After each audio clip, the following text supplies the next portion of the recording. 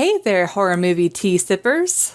The following podcast will contain spoilers for the movie we are about to review. If you have not seen the movie and do not wish to have anything ruined prematurely, then please do not continue to listen until after you have seen the movie. And welcome to the Horror Movie Tea Podcast.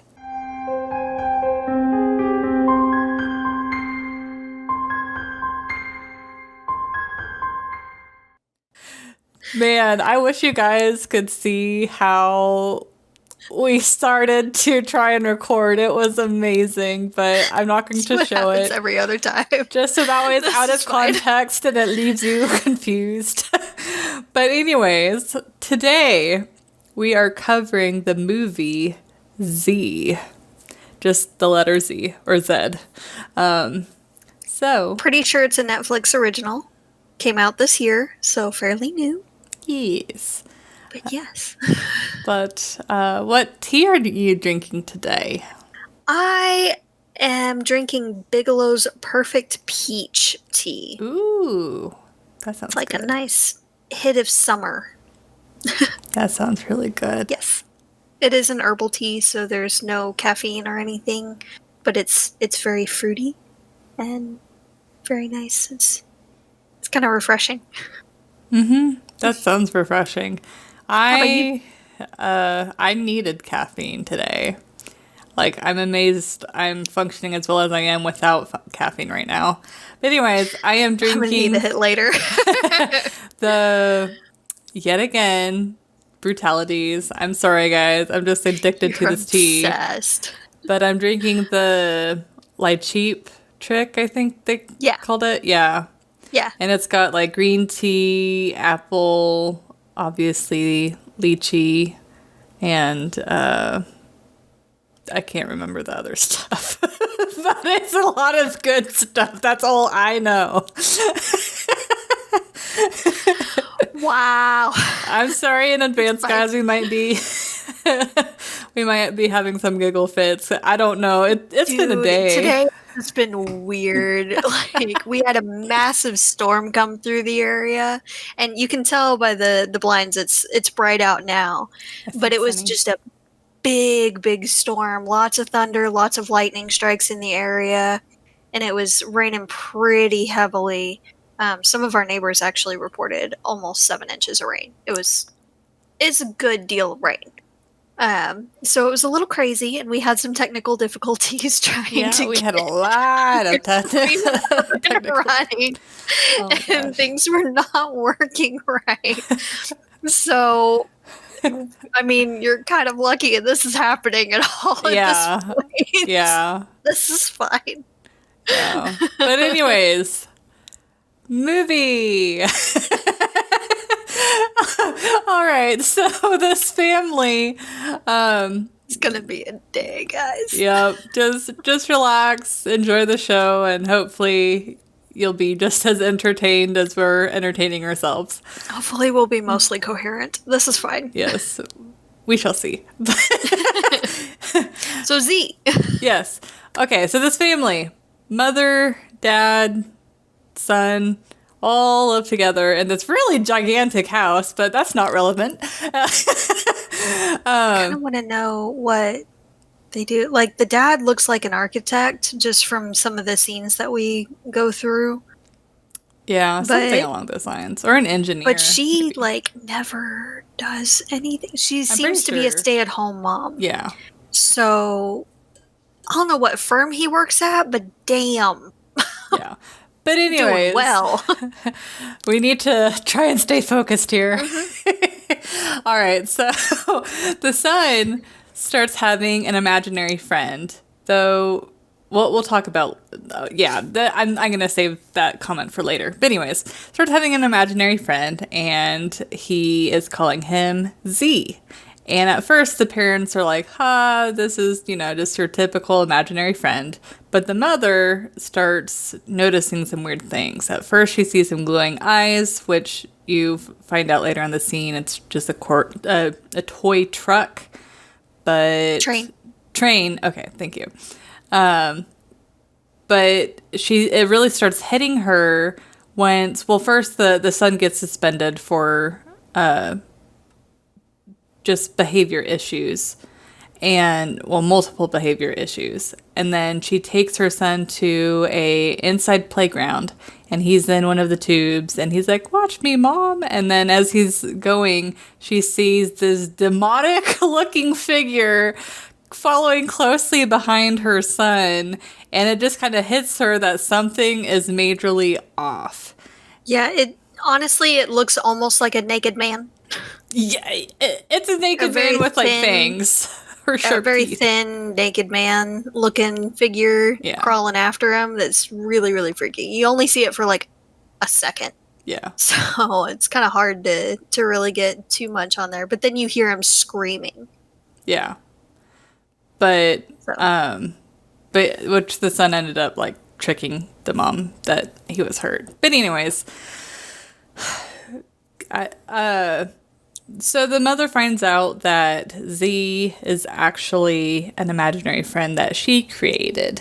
And his ultimate goal is to be with her forever. And yeah, just we'll get into the nitty gritty, but at least there's a summary for those who have seen it and just need a quick refresher. Or they're tormented by the kid's imaginary friend, basically. Yeah. Yeah. Or those who have not seen it, you might want to watch this. Please watch it. Please. Before you move on. But anyways, entertainment scale. I would rate this movie.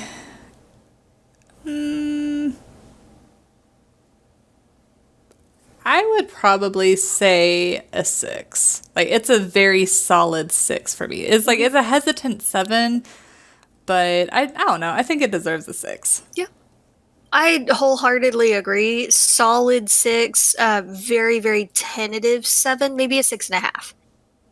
It's pretty good. The animation could be a little bit better. They could draw out some of the spoops a little bit more. Yeah. They do great in some of the scenes.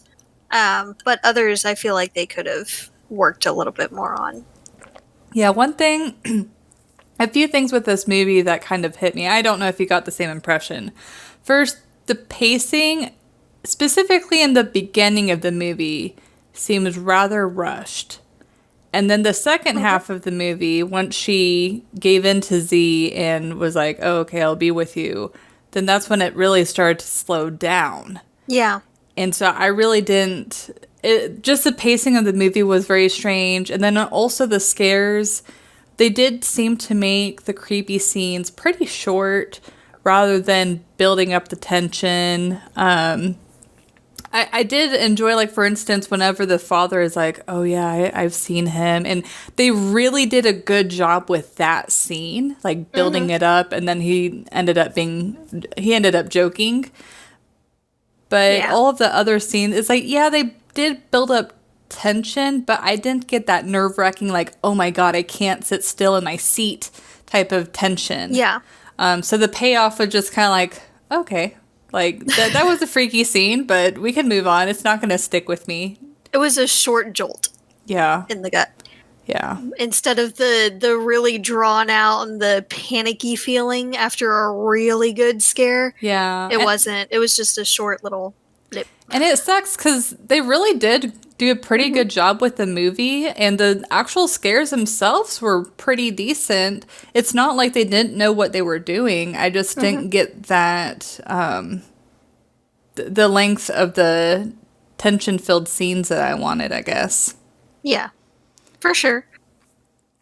So I also kind of take off points because I feel like they really, I agree with you. The first part was rushed. I feel like, honestly, if they had drawn more tension into those and made them a little bit longer with each one of those, and then they could have, honestly, when they had her go to the house after the husband had died, and she was standing in the room saying, "Imagine Z," and the light goes out and you see the eyes in the hallway, they could have cut and left it at that. And that would have been a really creepy ending. Yeah, that's what I thought they were going to end the movie there. And then I'm like, oh, we still have like a lot longer. That's why I moved the mouse to make the time come up to kind of show you. Because honestly, like I was checking for myself too. The first part did seem kind of rushed, and that point was about 58 minutes in. And really, if they had lengthened the other parts and even added a couple others here and there, like showed his progression of the behavior issues and everything, then they could have made that the movie. Yeah. Instead, or even going into some of the detail with her parents, because they alluded to the mom and said that, you know, she was a horrible person, that kind of thing, even though the eldest daughter was taking care of her, the main character was taking care of her, and the sister just couldn't bring herself to go see her and felt bad about it after she died and all. They didn't really say why she was a bad person. What made her a horrible mom or anything. Yeah. And they barely even mentioned the dad. Yeah. You see him in the tape a little bit, that she watches and then burns. And they mention, or the doctor at one point mentioned he didn't realize the reason that she stopped coming was because of the horrible incident that occurred. They didn't even say the incident. You find out later that he hung himself, or Z hung him, we guess. Yeah. We don't know if he hung himself just not being able to deal with everything going on, or if Z did it and made it look like a suicide. We have no idea. Yeah. They were a little vague on that. I also take off points for the massive lack of communication between the husband and the wife. Like, I get that that's actually fairly accurate in some situations and all in some families, but so many things could have been avoided and dealt with if they talked to each other. Yeah. About the things that were happening. Yeah, I definitely agree with everything you're saying. And I guess one thing that I wish happened more from the movie is I felt they introduced Z extremely quickly in the beginning. Like, especially since it's about a family and the turmoil that they're going through, I would have thought it'd be more appropriate to kind of set up their dynamic a little bit better. Like, show how well behaved the kid was and, you know, how he had lots of friends. Because later in the movie, she's calling all of his classmates and none of them want to hang out. But it's like we never established that he was friends with them. We just have to believe the mother. So it's like if they established it a little bit better, and then we could tell a lot more of how much Z was affecting the kid or what Z was doing. The way they introduce everything, it makes the kid seem like almost a loner right off the bat. Yeah. Because, he carpools with this other mom and kid, but, I mean, that could be their neighbor for all they know. Like, exactly. It could just be legitimately a carpool thing, and that's about it. They don't really hang out at school. They're not really friends or anything. They're just car buddies, basically. Yeah. So they don't really delve into that much, or see the dynamic between the two. That would actually make the scene a little bit scarier and that much more gut-wrenching. Whenever you see the kid fall from the second floor. I know my stomach just dropped regardless because there was a child, they just fell, and I was watching your face because I knew what would happen too. And just to see your face at that scene, I was like, there it is. That's what I was waiting for. But yeah, it's like they definitely had the right idea, but there are just some things that I felt like could have had a lot better payoff. And I do like that they kind of changed up the formula because, as you said, they could have easily just had the movie focus on the family inside the house and then cut off with the mother giving herself to Z. Like, I think that would have been an awesome movie, especially if they expanded, just as we talked about before. But I do find it refreshing that they didn't necessarily follow that cookie cutter formula. Yeah. And they're like, oh, well, let's show what it looks like if she, when she gives into this demon or whatever it was. But it's like, I feel like they were really working up to it. And so whenever they got to it, they gave way too much detail, which is what made it seem so slow. It's like, it should have been a lot less of a percentage of the movie. So it's like, if you want to be different, but you need to put your foundation first and then play around with the formula. I mean, I kind of see how they could use it as a plot device almost, or storytelling device, because when she truly gives up and goes to that house to be with Z, basically to save her kid, her life basically comes to a halt. Yeah. So it kind of makes sense that part would be a little bit slower paced, and she is trapped in there with him, basically, and it's a highly abusive relationship. Highly abusive. Quote unquote imaginary friend. Yeah. But, so I can kind of see where they were coming from with that, but I feel like it would have been better if they did it the other way, personally. Yeah. Yeah. Like, I guess one thing to think about is, like, the tone of the movie, they kind of switched up. Like, the beginning of it, they set it up very much like your typical scary movie. And that's why it totally makes sense if they cut off with just seeing the glowing eyes after the mother gives herself to it, then that would have been a good movie. But because there's this tonal switch of almost like her examining her life, her kind of like reliving some of the trauma, also being abused by this creature, it almost feels like a different movie. Yeah. It does feel like a sequel and the original kind of squished together. Yeah. A little bit. Yeah. And we could have done without the sequel part. Yeah. So, yeah, and honestly, if they did want to have that, like I said, I just think that it could have been better if they expanded on the first half, and then the second half, if you want to show what it looks like whenever she gave into Z, that's fine.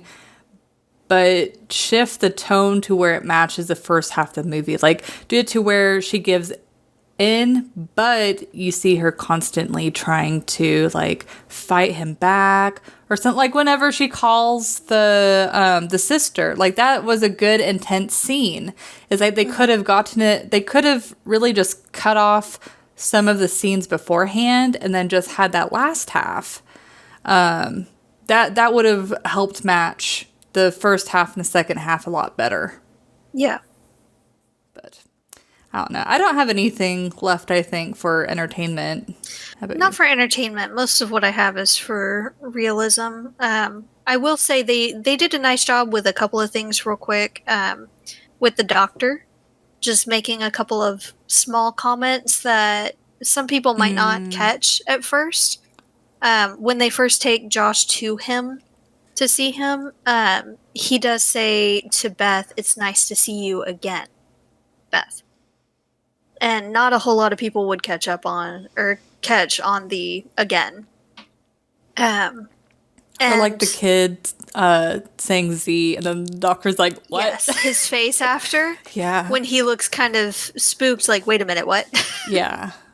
Which you think that would have come up in the session, but okay. Yeah. But yeah. So that's, yeah. It was kind of interesting. Yeah. Like, honestly, they did try, and there was some really good aspects, but there's just, I was wanting more, and I just didn't get it. And with those disconnections, and yeah. But anyways, realism. All right. I don't have a lot to say on realism that I can think of offhand, but I would probably give it like a 4, I think. You would give it a lot lower, I guess. A 2? Okay. I would give it a 2. I need to know why. I would give it a 2. First off, one, the lack of communication. At some point, both the parents are gonna know about things going on. Regardless, she is shown as a stay-at-home mom. So why was the school calling the dad and having the dad sign the things? Wouldn't they call the house? If she's the one taking care of him most of the time, why wouldn't they call or contact her first? That doesn't make sense. And after so many infractions like that, they would have sent him to the principal's office or called a parent-teacher conference, like an emergency meeting. Let's talk kind of thing. And they would have contacted most likely both of them. Yeah. To try to get both of them into the situation, get everyone on the same page and talk about, we have seen this. Is he acting like this at home? Yeah. If not, then something's going on where he's acting out in the class, so we need to figure out something because this ain't working. Mm-hmm. They would have contacted them for a parent-teacher conference first, and then principal. And then he would have been likely suspended for a shorter amount of time first, maybe detentions here and there, which I feel like she would have noticed. Mm-hmm. And then it would have been suspension indefinitely until things were sorted out and figured out. Yeah. But it would have progressed. It wouldn't have been just straight up suspended indefinitely kind of thing. But that just goes with like how much they rushed the beginning. Like if they did take the time to set it up, then they would have had time to show that. But no, I completely agree. Whenever that scene popped up, it did feel super sudden. And then of course she showed like all of the infractions or whatever that he had, and I was just like, why wouldn't she have known? Like, even exactly, like, especially since she's a stay-at-home mom, I'm sure she sees her kid whenever he gets home from school, like in his backpack. It's like there would have been a note, or yeah. And the mom that he carpools with, when they're at her house, she was saying, my kid was telling me about all these things. I was getting concerned. Yeah, why I have to look out for my son. They didn't talk at all. That doesn't make any about sense. anything that her son was telling her. I could understand at the beginning, kids will be kids and they say weird things sometimes here and there. They might have just, heard something that kind of spooked them or whatever, or saw something that they didn't understand. Okay, fine. Or they kind of made it up 1 or 2 times, okay, fine. But if he's continuously telling you these things and he is genuinely scared of him, then talk. Yeah. Because she just stopped showing up. She didn't call the mom and say, hey, we're not doing the carpool thing anymore. Nothing. She just straight up ghosted. Yeah. And the mom was asking Josh, did Daniel say anything about them not showing up or anything? What happened? Is there something going on? And the kid was just quiet. So why didn't they talk and see what was going on there? Yeah. And then she finds out that he's suspended indefinitely, and they go through that whole thing. There's just no communication there. Yeah. And then she starts seeing things herself and asks the doctor to see her for a session, which she got in like that night.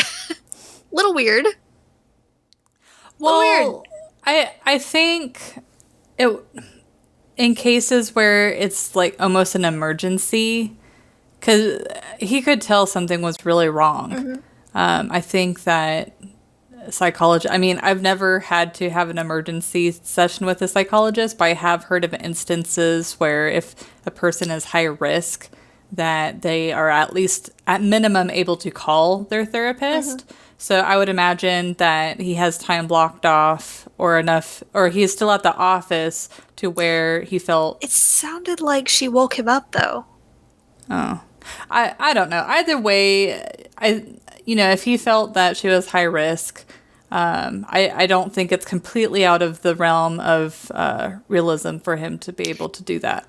Yeah, but usually, I mean, they would at least do like a video chat or something. I feel like her going to the place was more a plot device than anything, so that she could be out of the house and come back to it on fire. But I do agree. I do agree. because I feel like that kind of thing could have been said in a video chat easily or over the phone. They were already talking over the phone. Yep. And all of that information he could have just given her over the phone. Yeah, and if anything, that you were my patient previously. Yeah. He was very destructive, very abusive. He was dangerous.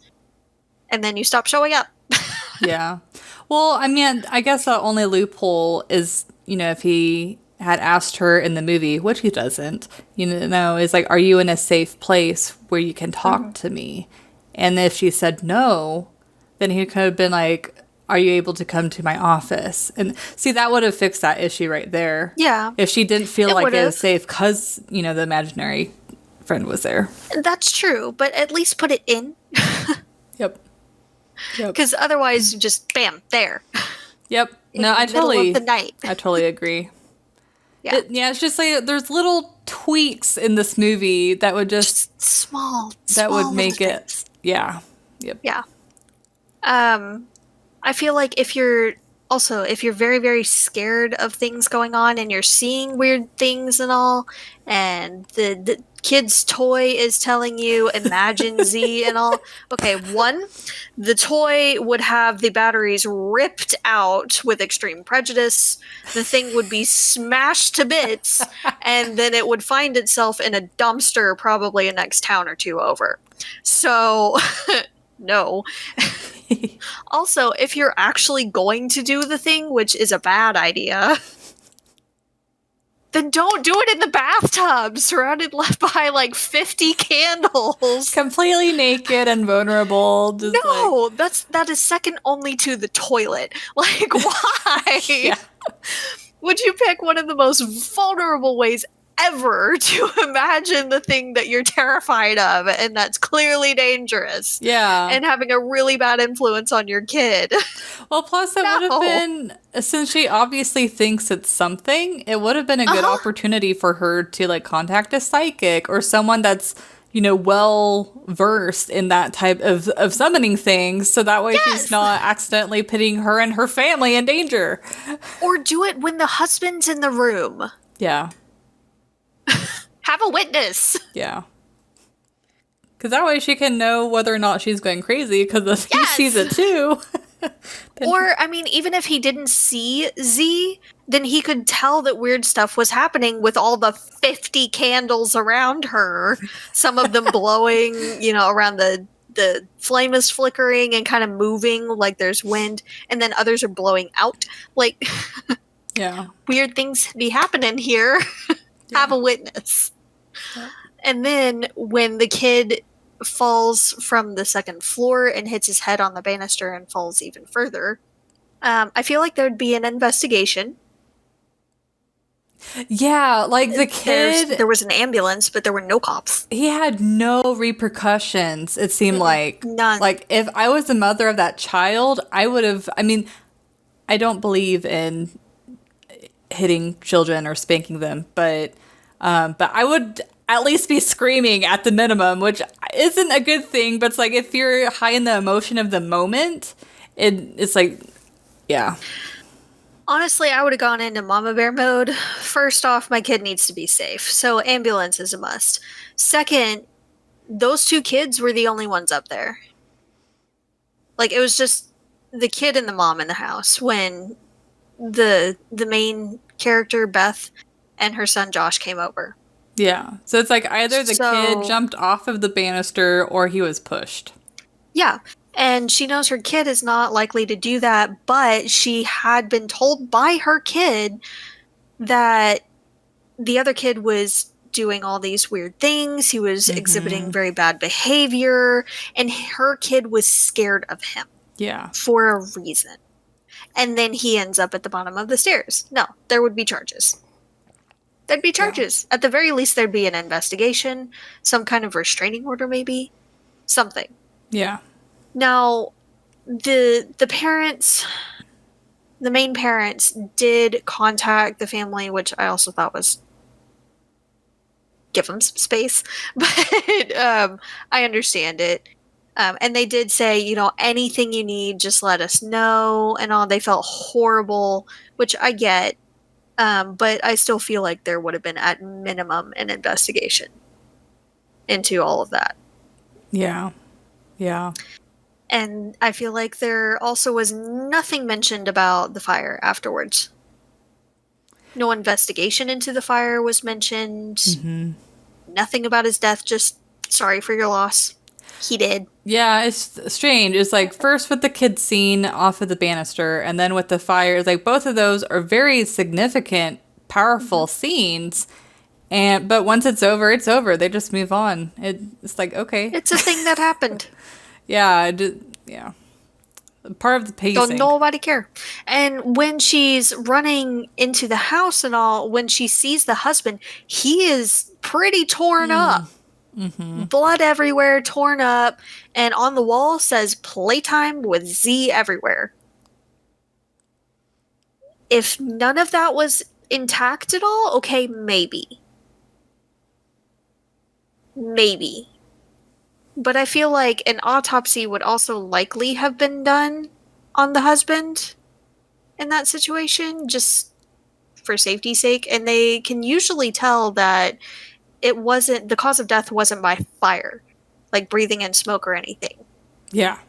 And if they can't necessarily tell what exactly the cause of death was, then there would have been a larger investigation into their lives and everything to see what all was going on. Well, plus, like, Beth, maybe you got a different impression, but she really didn't seem that broken up that her husband got murdered by her son's imaginary friend. Like, she just kind of looked and she's like, oh my God. But then it just, like, switched over to her trying to rescue her son.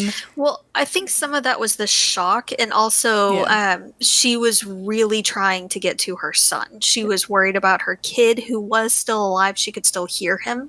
Yeah. But even after that scene, though, it's just, she just kind of forgot he existed. A little bit. Yeah. She was still worried about her kid, but she didn't, you're right, she didn't really seem that broken up about her husband. I feel kind of bad for the guy. I know. He was trying to be the logical one and trying to keep the family together. I mean, I don't agree that he hid stuff from her, but I mean, she hid stuff from him too. Doesn't make it right on either side. But, but it wasn't fair for him to go like that. Yeah, that was kind of bad. But you would think that at some point they would really start hearing about the behavior issues and everything and start seeing if maybe it was possible, even if they did think the cause of death was the fire for the dad, to see if maybe the kid had started it somehow. Yeah, especially and since if there was evidence of it. Yeah. Exactly. And then the incident with the other kid. So, I mean, after that many things, they would at least have requested for him to be seen by someone, probably in some kind of institution type setting. Not just, y'all have suffered a loss, but you're out on your own. Good luck, bye. Yeah. And then she drops him into the aunt's lap, basically, and is like, keep an eye on him, bye. And then pieces out to the mom's house.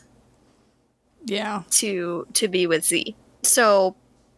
Yeah, the kid really didn't have many consequences. Pretty much no consequences for all of the stuff. It's like, it doesn't matter whether or not Z caused it. It's like, that's not going to change real life from working. Yeah, exactly. So, there wasn't really anything done there. And then I could see the doctor making like a house call. He's concerned with everything that happened. He goes and checks on Beth at the mom's house and notices some weird stuff. And then he comes back with police. for like a wellness check and to most likely kind of take her and get her evaluated in an institution or something, because she doesn't seem well and she doesn't seem safe there. And she does seem very scared. So something's off. And that's probably one of the reasons why he probably did tell the officers, she seems scared.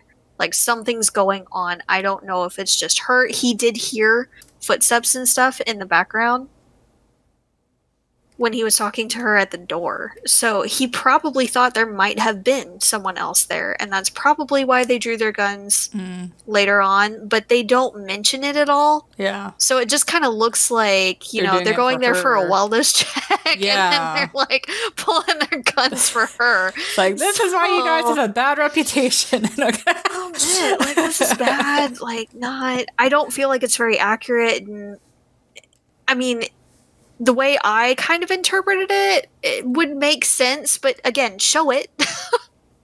Show them kind of discussing it, or him making a call outside the house or something. I need uniforms here. I feel like there's more than one person in this house. She seems very frightened, very scared. She's not well. I need help. Yeah, like specifically that scene, it did seem pretty extreme for the cops to have their guns drawn. But if they would have established that, I mean, it would have been a 2-second scene where it's like, I heard footsteps, I think she might be, being held hostage, essentially, then they would have reason. Yeah, or if she was carrying something that looked like a weapon, okay, maybe.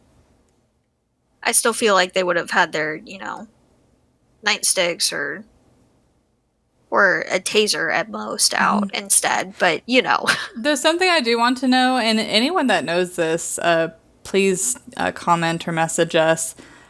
If the police are called for someone who is erratic and has the potential of like committing suicide or having some sort of they're not they don't seem completely lucid, I guess.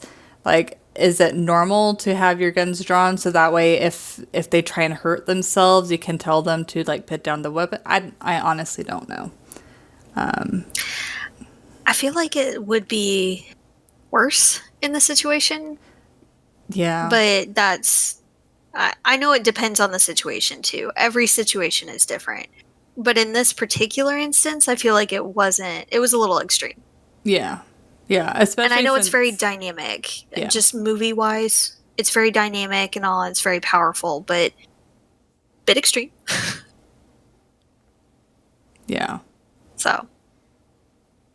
Yeah. But those are the main reasons I give it a 2. Oh, and the train. When the kid's on the track. I'm sorry, but he's a goner. He wasn't moving until the last second, and he somehow makes it. Yeah. And you were right. When she was running, I was thinking it the first time I watched it, too. We're like, she is not going to outrun a train. Yeah. They go like 80 miles an hour. Happen. It depends on the train. That one was definitely going slower. Yeah. But that's like, still several tons of metal hurtling towards you at the very minimum at 25 miles an hour. Yeah. Very minimum. Yeah. I think humans on average, can't we like run like 10 miles an hour tops? Like if we're really hustling? Women on average, the average like run/dog speed is about 6 miles per hour for running. Men is about 8. Oh, that sucks. Yeah. No. Damn you, biology. Yeah. So, roughly a 7 for, average. 7 or so between men and women on rough average running speed. Yeah. You're not outrunning a train. It's not going to happen. That's why they say, like, get to the sides. And once you're on the sides, you're supposed to run the direction the train is coming from, if you've gotten out of car or whatever, if it's about to hit something on the track, just so you can keep free of any debris. But that kid would be blood smear. He would be a bug on a windshield. Like, kid dead. And I'm sorry, but the mom, like, hanging herself to try to get rid of Z is not gonna change that. Supposedly it did. And you do see in the next scene, he's sitting at the table eating a meal with her across the table from him. And then the sister comes in to feed the mom. Because she's, like, one step up from a vegetable. Yeah. So. Which honestly, yeah, that'd be a terrible existence. It would be. I feel like that would honestly be almost a little bit worse, especially for the kid, to see his mom like that. Well, and plus, I mean, of course, if you're brain dead enough, you probably wouldn't have the consciousness to know this. But it's like, if she is conscious enough to know what happened and being trapped in your body, that would be a nightmare in and of itself. Just horrible. Yeah. But, well, so this will be probably a pretty short section but so if we were in that situation and we had an imaginary friend Z that wanted to be with us forever and ever, well, I guess I'll start first because I feel like you might have a longer explanation. So for me, I would probably treat it very much like paranormal or demon and get like a psychic involved, also see a therapist. I would just cover my bases. I would go to every single specialist on every single level and see what can help. And especially since the psychologist told her that Z's in her head, it makes me wonder if she would have, because they obviously still had trauma from their childhood.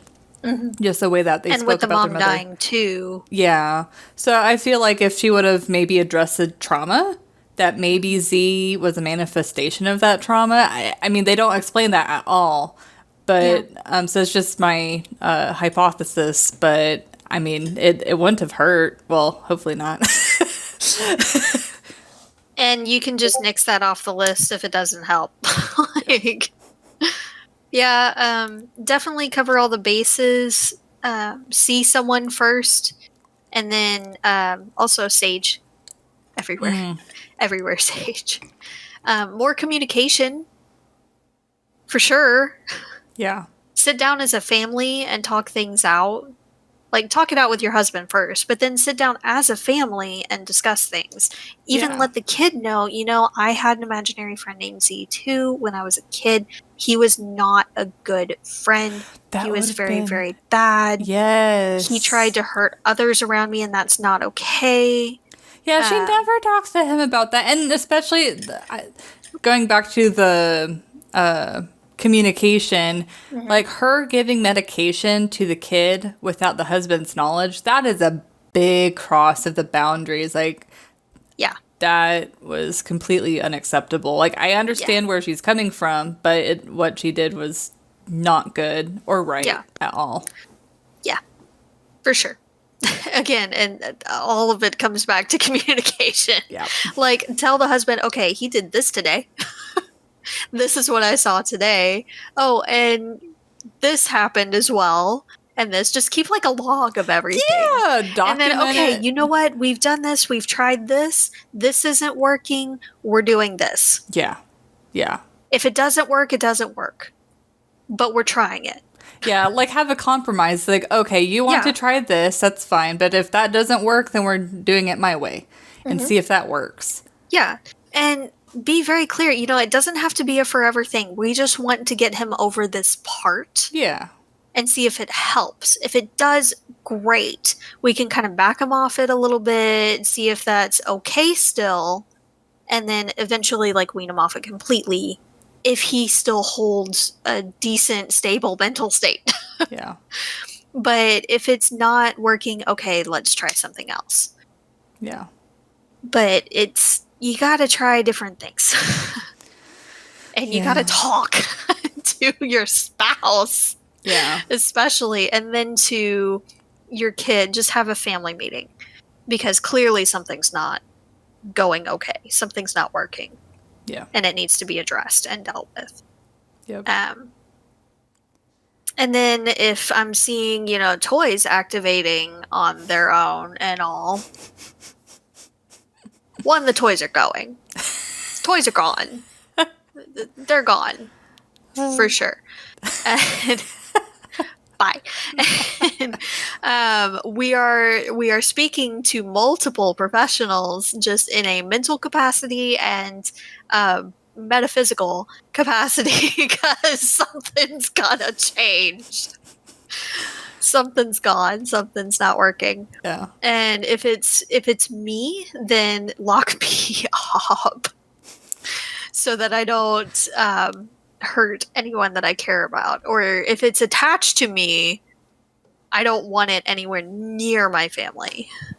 Yeah. Until this is resolved. Yeah. Yeah.